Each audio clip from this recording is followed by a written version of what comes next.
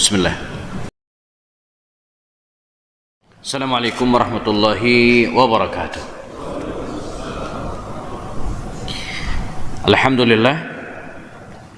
Alhamdulillahi rabbil alamin, wa bihi nasta'in ala umur dunya waddin.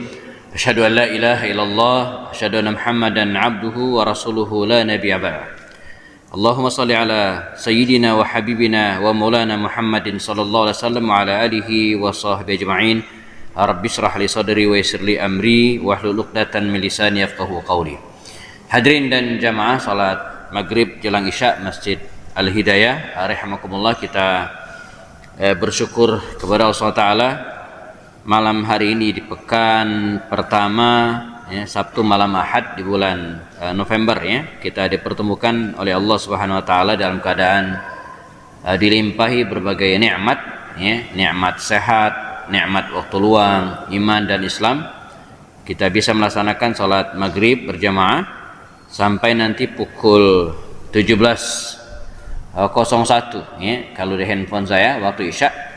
Kita ada waktu sekitar 30 menit ke depan ya, untuk kembali meneruskan telaah kisah para sahabat Rasulullah SAW, dan kita sudah mulai jamaah sekian kali ya, mengisahkan tentang dua sahabat mulia Rasulullah, Abu Bakar Siddiq dan Umar Khattab ya.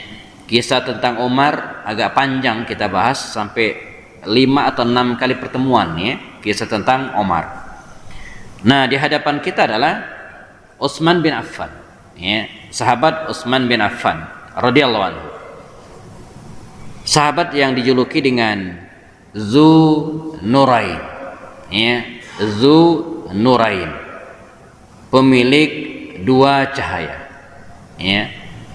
Beliaulah satu-satunya sahabat Rasulullah yang diberikan kemuliaan, keutamaan menjadi menantu Rasulullah SAW dari dua putri beliau. Nah, jadi Utsman bin Affan ini pernah menikahi dua putri Nabi ya. Tentu saja tidak dilakukan secara bersamaan ya, karena dalam kajian fikih nikah di antara yang diharamkan ya, tidak boleh menikah itu adalah ipar. Nah, beberapa waktu lalu sempat viral film ya, ipar adalah maut, begitu kira-kira ya. Ya, dalam kajian fikih sunnah saya Sabiq mengatakan ipar itu termasuk mahram muaqqat ya, walaupun sebagian mengatakan bukan mahram ya, tapi belum mengatakan mahram muaqqat. Artinya apa? Dia mahram tidak boleh dinikahi selagi ya, kakaknya atau adiknya itu dinikahi. Contoh, saya misalnya atau fulan misalnya punya istri A. Nah, si A ini punya saudari ya, B. Maka selagi si fulan ini menikah dengan A, maka B ini ya, itu menjadi mahram muaqqat, mahram sementara, tidak boleh dinikahi ya. Dan harus betul-betul diwaspadai. Kalau mereka hidup satu rumah, maka auratnya tetap harus jaga ya. Kalau mereka berada dalam suatu majlis ya, atau kemudian sedang berduaan, betul-betul harus dihindari ya, karena dia mahram memang tidak boleh nikahi, tapi sifatnya muaqqat sementara, tidak selamanya gitu kan, karena ada mahram muaqqat, ada mahram muabbad. Nah, kapan dia boleh nikahi? Ketika kakaknya ini atau adiknya ini, saudara ini ya, meninggal atau diceraikan ya. Jadi begitu ceraikan, maka yang menjadi halal dinikahi. Saya nggak tahu di Sunda apa namanya, tapi di kampung kami dan di Lampung ya, istilah ini disebut dengan turun ranjang. Nggak tahu kalau di Sunda ya, sama ya, turun ranjang. Jadi kakaknya meninggal atau diceraikan, kemudian adiknya nggak tahu kenapa jadi turun ranjang, bukan naik ya. Mestinya kan naik ya, ini turun ya, turun ranjang ya. Nah, Utsman bin Affan juga demikian jemaah. Dia menikahi putri Rasulullah, yaitu Ruqayyah binti Rasulullah. Ketika Ruqayyah ini wafat ya, ketika terjadi perang Badar, makanya Utsman ini tidak ikut perang Badar secara fisik gitu ya. wafatlah putri Nabi ini Ruqayyah, maka Rasulullah segera menikahkan Utsman ini dengan adiknya yaitu Ummu Kulsum. Makanya Utsman ini ya disebut memiliki dua cahaya lantaran menikahi Ruqayyah dan Ummu Kulsum binti Rasul sallallahu alaihi wasallam ya. Nah, kita akan lihat ya dan bahas bersama dan berusaha untuk menelaah kisah sahabat mulia ini. Bahkan mungkin nanti kita akan tiba pada pembahasan munculnya fitnah, konflik pada akhir pemerintahannya yang kemudian menyebabkan dia terbunuh dalam sebuah kerusuhan di rumahnya. Kemudian kita juga ceritakan dan menjawab dugaan-dugaan ya, muncul dari kalangan orientalis yang mengatakan bahwa Utsman bin Affan ini orangnya nepotisme ya, ngangkat saudara-saudaranya, ngangkat familinya ya, sebagai pejabat negara, dan juga suka bagi-bagi duit kepada orang-orang sekitarnya. Ini repot emang jadi pejabat itu ya. Nah, padahal Utsman ini dari dulu emang suka bagi-bagi duit. Nah, menjadi masalah ketika dia jadi pejabat. Ya, pejabat itu dilarang bagi-bagi duit. Pejabat bagi-bagi duit, apalagi jelang pilkada. Ini bisa masuk kategori money politik. Dan pejabat juga tidak boleh terima duit. Sebab kalau pejabat terima duit ini disebut dengan gratifikasi. Emang serba salah jadi pejabat ya, pejabat publik dikasih duit salah, ngasih duit salah. Yang emang enak kalau jadi ustadz ya, dikasih duit nggak masalah, ustadz bagi-bagi duit juga nggak masalah gitu ya. Tapi kalau pejabat jadi masalah ya. Oke, baik, kita mulai dari nasabnya jama'arakumullah ya. Kita sandingkan dengan ya, hubungkan dengan Rasulullah Shallallahu Alaihi Wasallam ya, bertemu dengan kakek mereka yang namanya Abdu Manaf ya. Nah, ini petanya ya, peta nasab baginda Rasul dengan Utsman bin Affan, Rasulullah bin Abdullah bin Abdul Muttalib bin Hashim bin Abdi Manaf atau Mughirah. Nah, sedangkan Utsman ini ya, Utsman bin Affan bin Abil As bin Umayyah bin Abdi Syams bin Abdi Manaf. Jadi nasab Rasulullah dengan Utsman bin Affan ini ketemu di kakek atau buyut mereka Abdi Manaf bin Qusay. Dan ini adalah keturunan Quraisy. Karena itu clear bahwa Utsman bin Affan ini min al-Quraisy atau min al-Quraisy, al-Qurashi. Berdarah Quraisy, keturunan Ismail alaihissalam ya, putra Ibrahim ya. Dia satu darah dengan baginda Rasul, sama-sama orang Quraisy dan bertemu di kakek mereka namanya Abdi Manaf. Nah, karena itu antara Rasulullah dan Utsman bin Affan ini ya sama-sama berdarah Quraisy, tetapi dari kabilah yang berbeda. Saya mungkin pernah uraikan sebagai ilustrasi sederhana. Seperti kita di Indonesia, ya, kita yang ada di sini ini orang Indonesia semua, ya, nggak tahu kalau ada yang orang Cina sini nggak tahu ya. Ini orang Indonesia semua. Kita kalau pergi ke luar negeri, nggak usah jauh-jauh, tapi jauh juga sih, Mekah misalnya ya, Mekah. Maka kita akan mengatakan, ana Indonesia, saya Indonesia. Kita ini marganya, warganya Indonesia. Ya, keluar atau pergi ke Amerika, Hong Kong sama, kita mengaku Indonesia. Tapi kalau kita sesama Indonesia di sini, maka kita akan berbeda. Saya orang Sunda, saya orang Palembang, saya orang Makassar. Rasulullah dengan Utsman juga demikian. Rasulullah dan Utsman ini kalau pergi ke Syam, ke Yaman, ke mana lagi? Ke Bahrain, boleh nyebut Bahrain ya. Ke Bahrain ya, maka mereka akan mengatakan apa? Saya dari Quraisy, ana Quraisy. Tapi kalau mereka sama-sama berada di Mekah, maka beda. Kata Rasulullah, ana min Hashim, saya Bani Hashim. Ana min Umayyah, saya Bani Umayyah. Jadi Utsman bin Affan ini jamaah dari kabilah terhormat Bani Umayyah. Sementara Nabi Bani Hashim. Ya, ini dirujuk atau dinasabkan pada kakek mereka ya. Ayah Utsman bin Affan ini ya, namanya Affan ya, ini meninggal pada masa sebelum Islam. Jadi tak sempat menikmati indahnya Islam. Sementara ibunya Arwa binti Quraisy ya, sempat masuk Islam ya, dan berusia lanjut ya, dan meninggal pada masa pemerintahannya. Jadi ayahnya tak sempat masuk Islam karena keburu meninggal dunia sebelum Islam datang ya, sebelum Nabi diutus. Sementara ibunya Arwa binti Quraisy ya, dari sempat masuk Islam ya.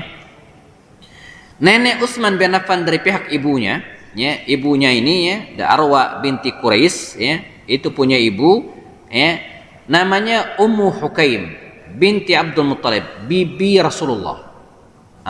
Jadi karena dari pihak ibu maka nasabnya berbeda dengan Rasulullah sallallahu alaihi wasallam.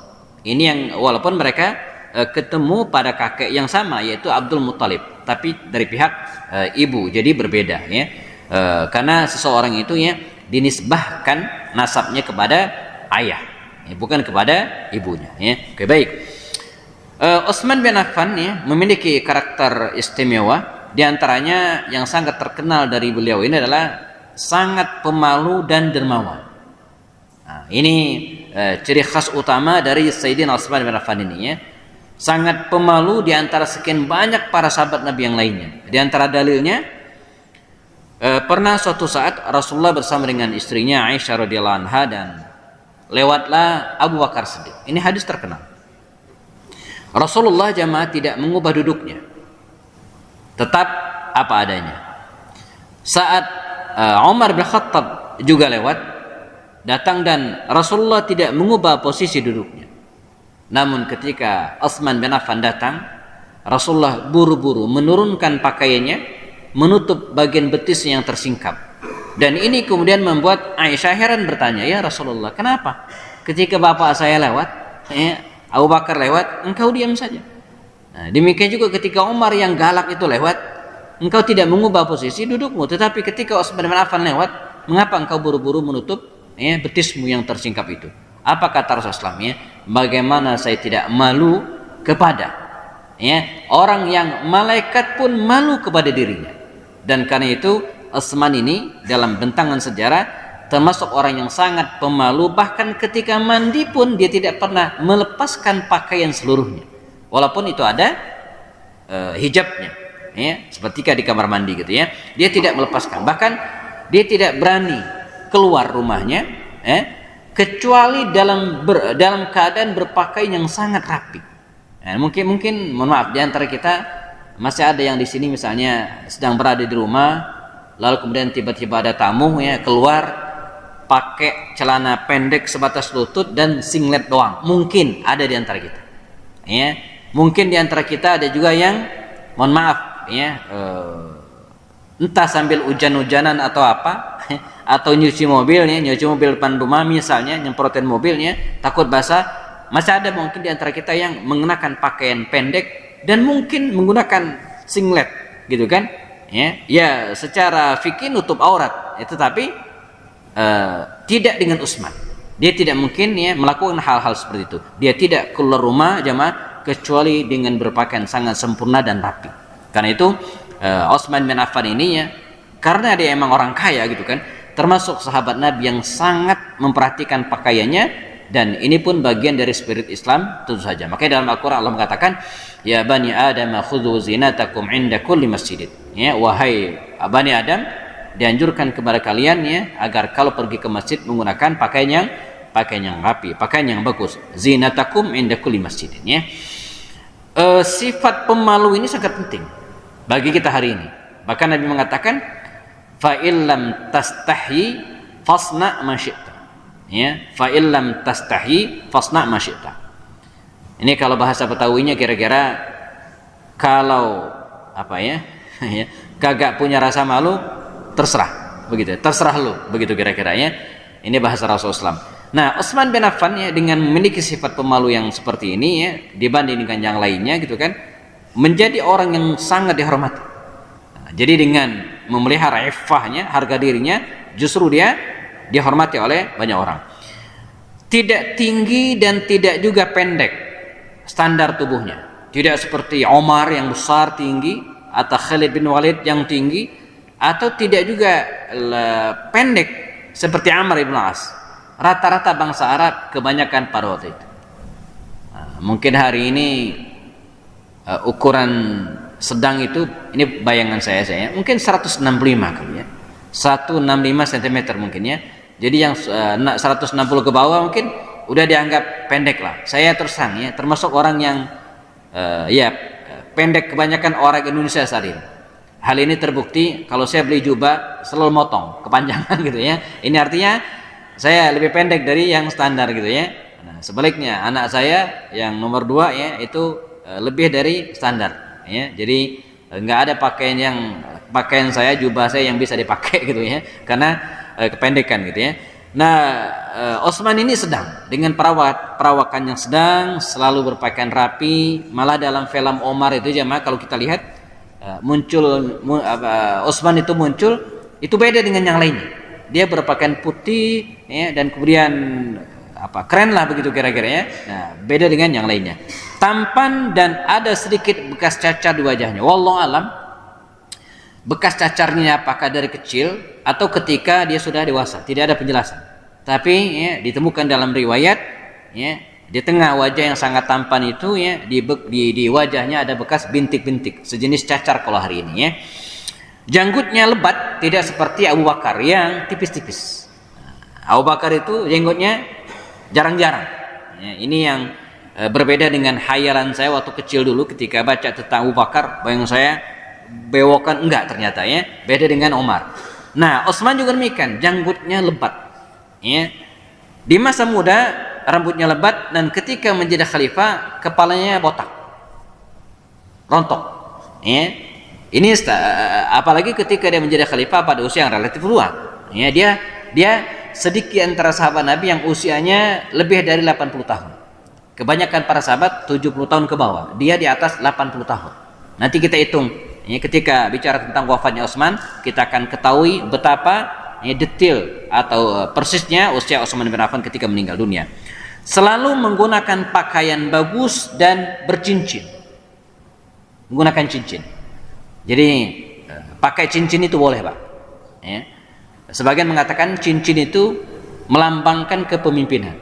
Nabi juga pakai cincin, walaupun pada akhirnya hilang. Cincin Nabi itu hilang di masa pemerintahan Utsman.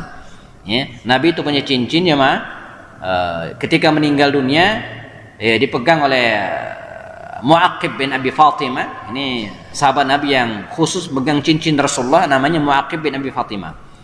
Nah, di masa Abu Bakar dipegang Abu Bakar, Umar. Di masa Utsman ya, cincin ini hilang, ngecemplung di Masjid Al-Aris. Maaf, bukan masjid, sumur Aris, Bi'rul Aris ya. Letaknya di sebelah barat Masjid Quba. Makanya kalau kita ke Masjid Quba hari ini di Madinah Al-Munawwarah, di sebelah kanan, sebelah barat masjid itu ada lingkaran dan ada monumen ditulis ini Bi'ru Aris atau Bi'rul Khatam atau Bi'ru Rasul. Disitulah cincin Rasulullah ngecemplung, 2 kali dikuras oleh Utsman bin Affan, nggak ketemu sampai hari ini. Jadi kalau hari ini ada yang bilang pakai cincin Rasulullah itu pasti hoak, nggak ada. Cincin Nabi udah hilang di Bi'ru Aris. Sampai sekarang sumurnya dikasih tanda, gitu ya. Bagi yang ke Kuba, silakan dicek, di situ ada Bi'ru Aris. Sangat dermawan. Ya, dia terbilang orang yang sangat dermawan. Dan nanti kita akan lihat kedermawanan Utsman ini kapan? Ketika Rasulullah SAW membuka infak donasi dalam membiayai serial peperangan di masanya, termasuk perang Tabuk. Utsman bisa disebut sahabat Nabi yang paling banyak berinfak ya. Sekitar 1000 ya, hewan tunggangan beserta dengan bawaannya, belum lagi uang cash dan seterusnya gitu kan. Walaupun dari data kekayaan Rasulullah dan para sahabat secara keseluruhan dia nomor 2, dia bawa Abdurrahman ibn Auf ya. Jadi Abdurrahman bin Auf itu sahabat Nabi yang paling kaya. Nah, ini bisa dilihat dalam kitab Amwalun Nabi ya, di mana para sahabat Nabi memiliki kekayaan yang berlimpah, termasuk Sayyidina Utsman bin Affan radhiyallahu anhu. Sangat-sangat dermawan. Dialah yang membiayai peperangan-peperangan di masa Rasulullah SAW dan juga kebutuhan-kebutuhan umat yang lainnya. Utsman bin Affan jamaah, walaupun lahir ya jauh sebelum Islam ya, lahir sebelum Islam, kalau dalam banyak catatan riwayat Perbedaan usia antara Utsman bin Affan dan Rasulullah ini kira-kira 5 tahun. 5 tahun lebih muda Utsman. Karena saat Rasulullah menerima wahyu, Utsman ini usianya 35 dan Nabi 40. Jadi kita bisa bayangin jamaah ya, usia Rasulullah dan Utsman ini terpaut hanya 5 tahun lebih tua Nabi. Nabi lebih tua 5 tahun daripada Utsman. Artinya apa? Dia lahir di era jahiliyah, di era sebelum Islam, sebelum Rasulullah mendapatkan wahyu. Ketika Nabi dapat wahyu, usianya sudah 35 tahun usia Utsman ini ya. Nah, kendati demikian dia termasuk orang yang terhormat karena memiliki rasa malu tadi, maka Allah menjaga dirinya. Nah, maka salah satu cara jemaah kita untuk menjaga diri itu dengan cara apa ya? Memiliki rasa malu. Benar kata Rasul, kalau tidak punya rasa malu maka lakukan sesukanya. Rasa malu itu yang kemudian membuat kita menjaga diri kita ya. Malu kalau lama tidak ke masjid, malu kalau para akhwat, para ummahatnya berpakaian tidak menutup aurat gitu kan, malu kalau ngomong jorok ya. Sifat malu ini ya, akan membuat kita menahan diri untuk melakukan perbuatan-perbuatan yang tidak bagus ya. Utsman bin Affan tidak pernah sujud kepada berhala. Di antara sekian sedikit orang, di antaranya dia yang tidak pernah sujud kepada berhala. Termasuk juga Abu Bakar Siddiq. Beda dengan Umar. Umar sempat menyembah berhala. Ali juga tidak menyembah berhala. Rasul apalagi tidak ya, sebelum Islam. Tidak pernah minum khamar. Karena menjaga iffah tadi. Jadi bangsa Arab Quraisy sebenarnya sudah memiliki nurani dan bisa membedakan gitu kan, mana yang baik dan mana yang buruk. Dan mereka tahu sebenarnya bahwa minuman keras itu adalah perbuatan tercela. Walaupun sebagian mereka melakukan sebagian besar. Dan hal ini terbukti ketika mereka membangun Ka'bah yang diusulkan oleh Al-Walid bin Mughirah saat usia Nabi 30 tahun ya. Ka'bah itu kan dirobohin, Pak. Sengaja. Ya, kemudian didirikan ulang. Ya. Ka'bah itu awalnya bentuknya itu segi panjang, bukan kotak segi empat seperti sekarang. Dulu, gitu kan? Nah, ketika akan dibangun, mereka sepakat untuk membangun ulang Ka'bah ini, ya, harus menggunakan uang yang halal. Tidak dari jual minuman keras, bukan dari hasil pencurian, bukan dari hasil perjudian, apalagi dari uang korupsi. Maka masjid kita ini harus clear. Kalau kita tahu ada yang nyumbang dari uang korupsi, tolak. Tapi kalau kita nggak tahu ya nggak tahu, gitu ya. Namanya orang nggak tahu gitu ya. Tapi kalau kita tahu, Pak, saya mau wakaf masjid, uang apa nih? Nggak jelas sudah, nggak boleh gitu kan. Jadi orang kafir Quraisy aja nggak mau tuh ya bangun Ka'bah dari uang yang haram. Ya. Akibatnya apa? Akibatnya pembangunan Ka'bah itu nggak selesai. Ya. Sehingga selesainya segi empat seperti yang kita sekarang ini. Sementara sisanya dibuat separuh lingkaran yang kita kenal hari dengan Hijr Ismail. Nah, demikian cerita Ka'bah mengapa bentuknya seperti ini gitu kan? Karena bangsa Arab Quraisy tidak mau membangun dengan uang yang tidak benar, uang yang tidak bersih. Nah, Utsman bin Affan termasuk orang yang menjaga dirinya dari perbuatan-perbuatan seperti itu ya. Dia juga tidak menyukai nyanyian atau perbuatan yang sia-sia. Ya. Jadi ini padahal ini di era jahiliyah sebelum Islam datang gitu ya. Bahkan ia terjaga dari melihat aurat atau memperlihatkan auratnya. Ya, tidak melihat aurat orang lain dan juga tidak memperlihatkan auratnya sendiri kepada orang lain. Ini bagian dari bentuk iffah, bentuk izzah ya seorang Utsman bin Affan yang mungkin bisa kita teladani. Masa muda Utsman dihabiskan dengan berbisnis. Ini menarik ya. Jadi dia tidak menghabiskan masa mulai dengan foya-foya seperti para pemuda kebanyakan, Khalid bin Walid, Ammar bin As, Sofwan bin Umayyah. Ini kisah orang anak-anak muda yang menghabiskan waktunya dengan foya-foya, Pak. Nanti kita akan ceritakan masa muda anak-anak muda ini gitu ya. Masa muda Khalid bin Walid, Ammar bin As, Sofwan bin Umayyah, kemudian Umar bin Wahab. Ini anak-anak muda yang hidupnya glamor, menghabiskan duit bapaknya yang enggak punya seri itu ya. Saking banyaknya. Tidak dengan Utsman. Utsman walaupun bapaknya kaya, Affan itu kaya, tapi dia menghabiskan waktunya tidak dengan foya-foya ya, menghabiskan waktu dengan bisnis. Jadi dari usia 15 tahun Utsman bin Affan ini sudah menggeluti dunia bisnis, menghabiskan waktu untuk bisnis, pergi ke Syam, pergi ke Yaman dan tempat-tempat lainnya yang ya dikunjungi oleh kafilah-kafilah dagang pada waktu itu ya. Apa bisnisnya? Utsman bin Affan berbisnis pakaian. Ya. Hari ini apa ya, pakaian. Ya. Jadi ini kebutuhan pokok. Sandang, pangan, papan. Dan nggak pernah mati bisnis pakaian ini, Pak. Beda dengan saya. Kalau saya bisnis buku. Nah, sekarang ngos-ngosan, nggak ada orang mau beli buku gitu ya. Sekarang kalau ada orang beli buku, wah itu aneh. Sekarang ya, karena ada juga orang beli handphone gitu ya. Jadi nggak butuh buku lagi. Nah, Utsman bin Affan ini bisnis pakaian. Ya, selalu hidup gitu ya. Dulu ada siapa yang ngajarin? Jadi ada beberapa ya produk bisnis yang tidak pernah mati. Di antara apa? Bisnis pakaian. Kita kan butuh pakaian terus. Lebaran nggak lebaran kan mesti beli baju gitu kan. Kemudian apa lagi, Pak? Bisnis obat-obatan. Karena selalu ada orang yang sakit. Nah, satu lagi, Pak. Bisnis potong rambut ya. Karena rambut kita selalu manjang gitu ya. Selalu ada yang potong rambut. Enggak pernah berhenti itu ya. Walaupun pandemi gitu ya. Tetap perlu potong rambut ya. Seorang pemalu dan karena itu dia terjaga berbuat maksiat. Ia lahir sekitar 5 atau 6 tahun setelah tahun gajah. Ini sampaikan tadi, ada yang mengatakan 5, ada yang 6 tahun ya, setelah tahun gajah. Nabi lahir pada tahun gajah. Artinya ada perbedaan 5 tahun atau 6 tahun Rasulullah ya. Dia masuk Islam di bawah bimbingan Abu Bakar Siddiq radhiyallahu anhu, dan ini kisahnya menarik ya. Kisah masuk Islamnya Utsman ini begini. Suatu saat bangsa tokoh-tokoh Quraisy itu ya melaksanakan pertemuan di Darun Nadwa. Semacam gedung parlemen kalau hari ini ya. Jadi di sebelah kanan Ka'bah arah ke Marwah, nah, di situ ada bangunan dulu ya, disebut dengan Darun Nadwa. Ya, aula besar lah begitu kira-kira ya. Di sini diputuskan berbagai permasalahan.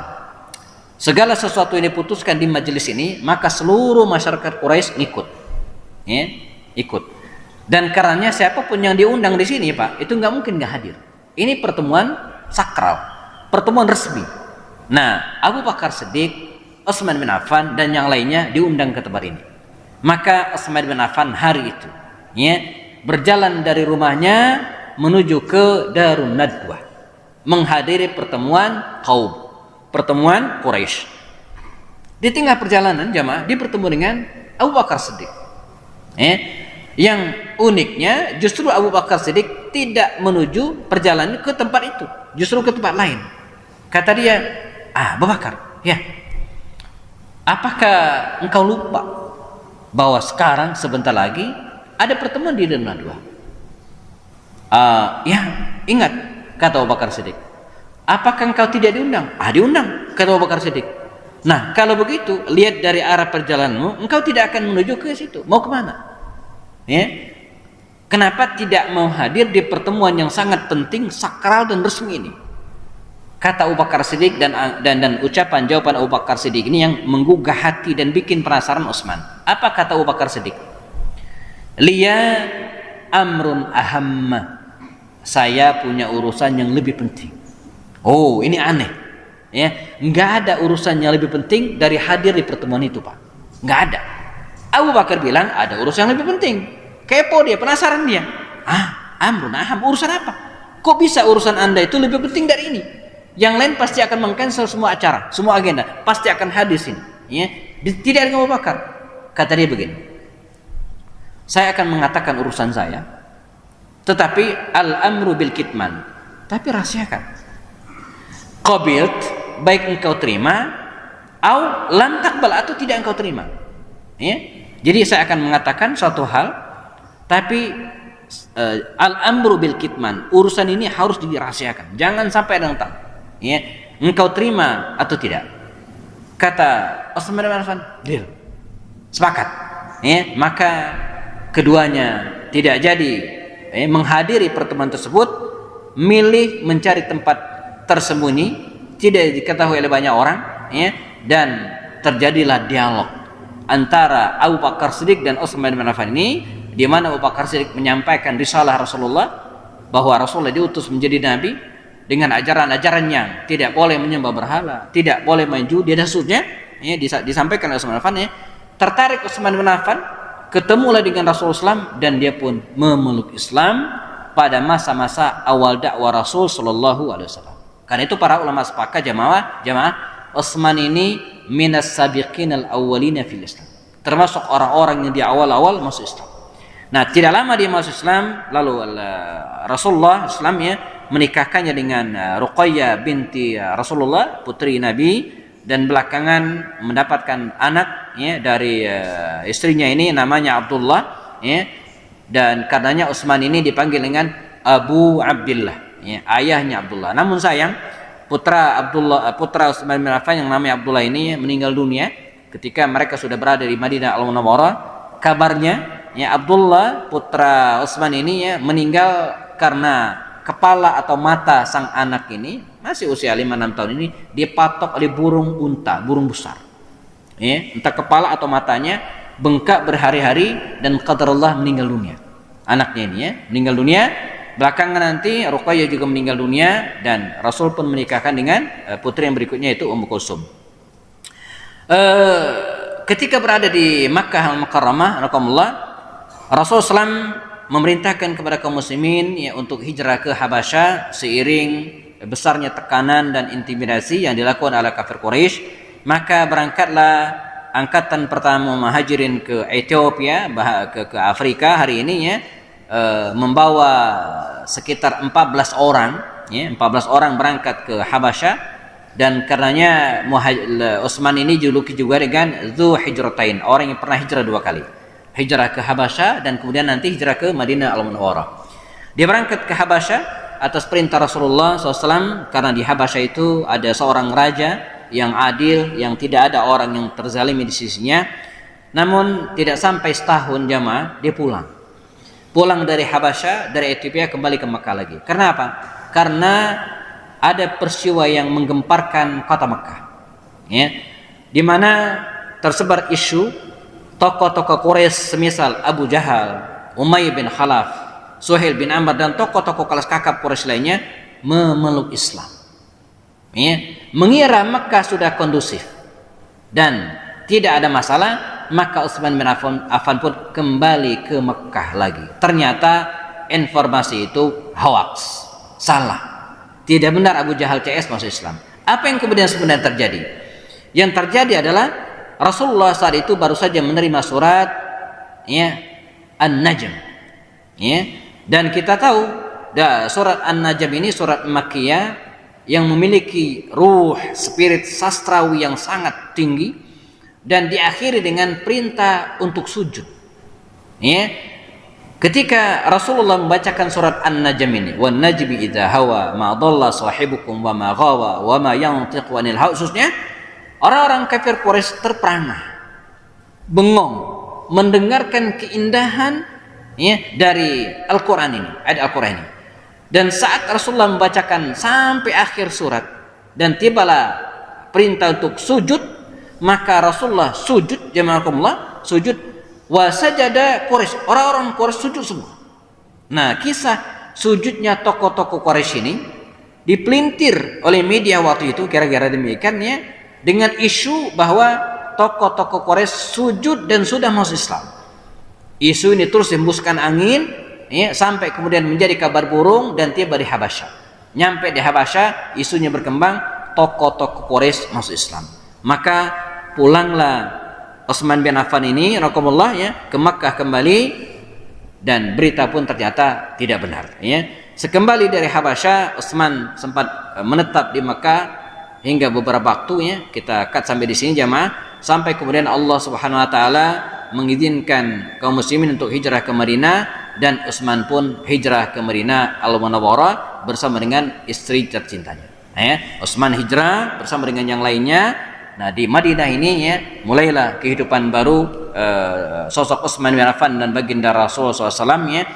Banyak peristiwa yang terjadi baik di masa Nabi hidup, di masa Abu Bakar, di masa Umar, sampai kemudian beliau meninggal dunia nantinya. Nah, kisah tentang Utsman di masa hijrah atau setelah hijrah, setelah beliau berada di Madinah ya, kita akan bahas pada pertemuan berikutnya insyaallah. Nah, next kita akan bahas Utsman bin Affan ba'dal hijrah. Apa yang dilakukan oleh Utsman ketika berada di Madinah Al-Munawwarah. Kita bahas pada pertemuan berikutnya insyaallah, semoga dimudahkan oleh Allah SWT. Jazakumullah khairan. Sudah masuk waktu Isya jamaah, kita siap-siap melaksanakan sholat Isya. Bagi yang batal wudunya silakan bersiap-siap. Muadzin kumandangkan azan biar berkah, kita sempurnakan dengan kafarat majlis. Subhanakallahumma wa bihamdika asyhadu an la ilaha illa anta astaghfiruka wa atubu ilaik. Assalamualaikum warahmatullahi taala wabarakatuh.